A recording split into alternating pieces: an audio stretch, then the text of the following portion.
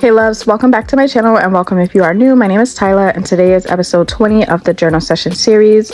This is an interactive series where we journal together. I offer you guys prompts as well as time and space to write out your answers and share mine. So the prompts that we're doing today are for spiritual growth, and I got these from a book called The Year of You, 365 Journal Writing Prompts for Self-Discovery by Hannah Brame. So if you guys are interested, let's get into these because they're super interesting and I think this is going to be a really fun topic today. So question number 1, what gives your life meaning today and what leaves you feeling purposeful?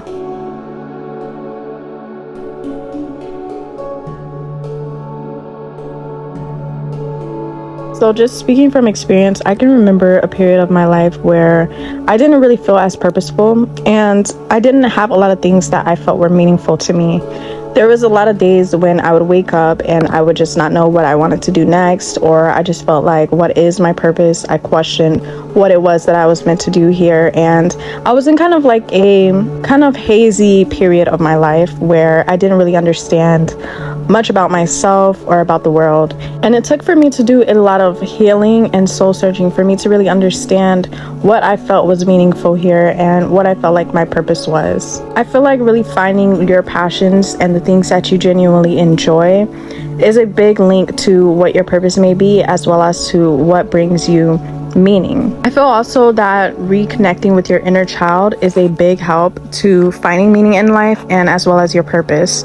When we get older, we really lose touch of our inner child and we lose that sense of creativity, that sense of curiosity and wonder. And life can really tend to get very dull, especially as you do get older and you start seeing certain truths about life. But the important part is to make sure that you are always creating that meaning within yourself and not allowing media and the news and society and the government to just implement and ingrain their ideas of what life is into us, because that is what they do constantly. They give us this idea that life has to be hard and that you can only do things one way and that it's hard to cultivate a happy, peaceful, positive, and abundant life. All of these negative things that they try to push onto us. So it's really important to make sure that you are cultivating your own beliefs about what life is and what's meaningful to you. Make sure that you do the inner work to rewire your subconscious beliefs so that they align with the life that you want and what you want to believe. So for me, my answer to what gives my life meaning is when I do the things that make me happy and that make me evolve spiritually as well. And also when it comes to fulfilling my purpose, helping others and being a service to others is something that I'm passionate about. So that also is what gives me a sense of purpose. So on to question number 2, how do you define wisdom? Where do you look for wisdom in your own life?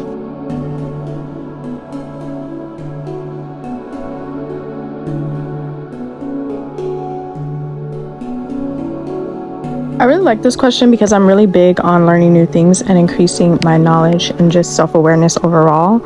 So the way that I would define wisdom is an increased sense of knowledge on all aspects of the world. So when it comes to different topics, when it comes to different subjects, and not just in one area, but just an overall understanding and knowledge of different things. So I like to read a lot of books. I like to study different things. When I find a topic or a subject that interests me, I'll go and I'll do a lot of research on it. I'll look up on it, and as well as I'll go within to gain my own wisdom and knowledge. Taking time to just sit in silence is so underrated, and you can honestly find a lot of solutions and answers to a lot of questions that you have if you were to just sit in silence. This is why I really love meditation, because when you meditate, I found that God really does speak through you. When you pray, you speak to God, but when you meditate, God speaks through you. And I saw a quote, and that is so true. When I sit in meditation, and it has to be for a certain period of time, and if you do it for 5 minutes, you can at times hear answers to things that you need, but I usually do it for a minimum 10 minutes and up, and I found that this is really a lot more effective. So personally, with social media and the things that we have now, our attention spans are so short and we are constantly just being fed information, and not all of that information is good, and you have to really discern and decipher what is true and what is not. So it's really important to take time to sit in silence and to gain your own wisdom on certain things, as well as to do research. I do believe that a big part of our purpose here on earth is for our soul's evolution and growth. So I am very big on knowledge and wisdom and expanding that growth spiritually, mentally, physically, in all aspects really.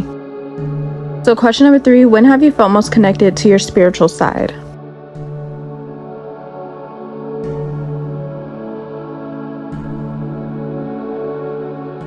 It's so important to make sure that you are never neglecting your spiritual health, your spiritual healing, and your spiritual growth just as much as you're focused on other things in life. And a lot of the time, that's why people tend to be unhappy and have low energy. Not only because they're neglecting their spiritual growth and their spiritual healing, but because of the fact that they are more consumed in the 3D and what's going on within their reality, as opposed to making sure that their spirit is healthy and that they are doing the spiritual healing. So for me personally, what makes me feel connected is when I do my spiritual practices. This is when I feel most connected to my spiritual sense. And my spiritual practices may look different from yours. This is an open channel. There is no judgment to what your beliefs are. And at the end of the day, whatever helps you to be the best version of yourself, as well as get closer to your purpose, to the divine, and just overall to be happy in life, that is what is most important. So for me personally, just speaking on my spiritual practices, when I do meditation, when I do prayer, when I do yoga, when I do all of these things, and journaling as well, these are what help me really feel connected spiritually. And as I do these things, it does help to keep me balanced, it keeps me focused, and it gives me a spiritual discipline as well as a physical discipline when it comes to doing everything else in my life. I feel when my spirit is aligned and I am aligned with my purpose, I'm aligned with my higher self, I'm aligned with God, then everything else literally falls into place. And it's such an important thing to make sure that you are doing the inner work as well as the outer work. Ever since I really took my spiritual healing seriously and I went on this journey to becoming the best version of myself and evolving, I've really noticed a difference and a huge shift in the way that I am spiritually, the way that I am mentally, and it's brought me a lot more peace and happiness as well.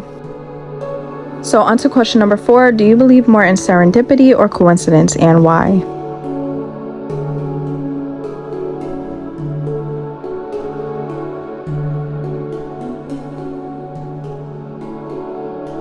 This is such a really deep question, and I talk about this all the time, to be honest, because me personally, I believe more in serendipity. I do feel, of course, coincidences happen, but most of the times things are not really a coincidence. And you start to see it more when certain things play out in your life over time, and you start seeing it on a grander scale, not just going to the store and you're walking and then you see $20 on the ground and you're like, hey, wow, look, I found $20. What a coincidence.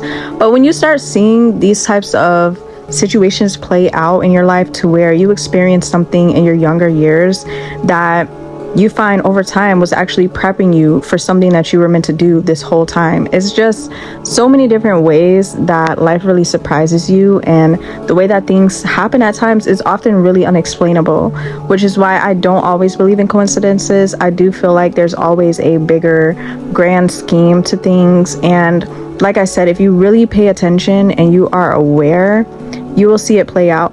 And sometimes as well, things happen more than once. And that's when I really don't believe that it's a coincidence. Something happening once, okay, yeah, you can chalk it up to be a coincidence. But when that same thing happens 2, 3, 4 times, it's usually a sign. And you have to make sure that you are being very aware of when this is happening. Because oftentimes, God speaks to us in so many different ways. And it's not always extremely clear. You have to really make sure that you are paying attention on the daily. It can be through numbers, it can be through a movie, it can be through the radio, something somebody says to you, a t-shirt, a sign, a billboard. Like, there is so many different ways that God will speak to you, and oftentimes these things are not coincidences. And when you start getting more in tune and you start paying attention to these things, it does also help to increase your intuition, and over time you will start to really see what these signs are telling you. And once you start following them, you will see that it leads you to greater things and to a greater purpose. It's all for a reason. So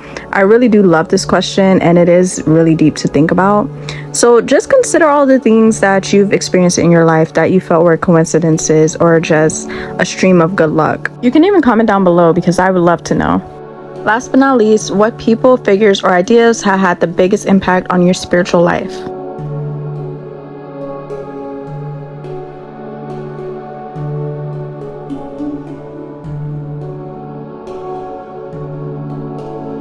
So for me, the thing that's mostly had an impact on my spiritual life is really my experiences, and these experiences were experiences with people. Certain traumatic experiences and things that I have went through really led me to my spiritual awakening as well as my spiritual journey and path. And that's what started my healing and really influenced me when it came to evolving spiritually.